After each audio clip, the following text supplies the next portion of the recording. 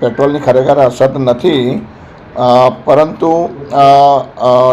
હાલમાં પણ હું અત્યારે છોટાઉદેપુરના જે વિસ્તાર છે એમાં અજમરી પેટ્રોલ પંપ સાથે ત્યાં જ પણ હું તપાસ માટે જ આવ્યો છે, જે લોકોની અફવાના લીધે.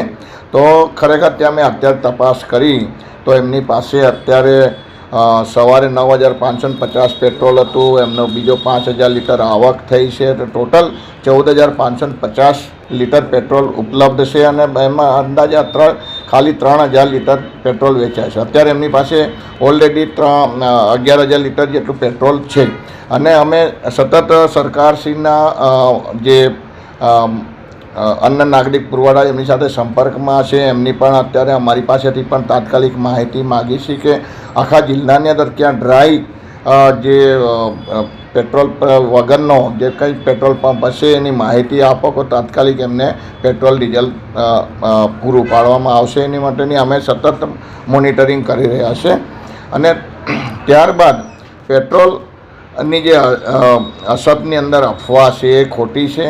એટલે મારે ખાસ નાગરિકોને વિનંતી કરવાની છે કે પેટ્રોલ બાબતે કોઈપણ જાતની અફવામાં ન આવો અને તમને પેટ્રોલની કોઈ પણ જાતની આની કમી છે. અમે સેલ્સ મેનેજર, સેલ્સ ઇન્સ્પેક્ટર જે કંપની છે એમની જોડે પણ સતત સંપર્કમાં છે.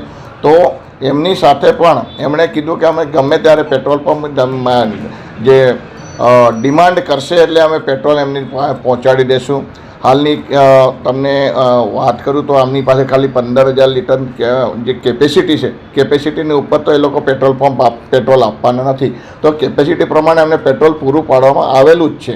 પણ જેમ જેમ જરૂરિયાત થશે તેમ તેમ આપણે કંપની મારફત એમને આપણે પેટ્રોલ પૂરું પાડવાનું છે. આપણે સરકારની અંદર કે ગુજરાતમાં કોઈ પણ જાતની પેટ્રોલની ખોટ નથી.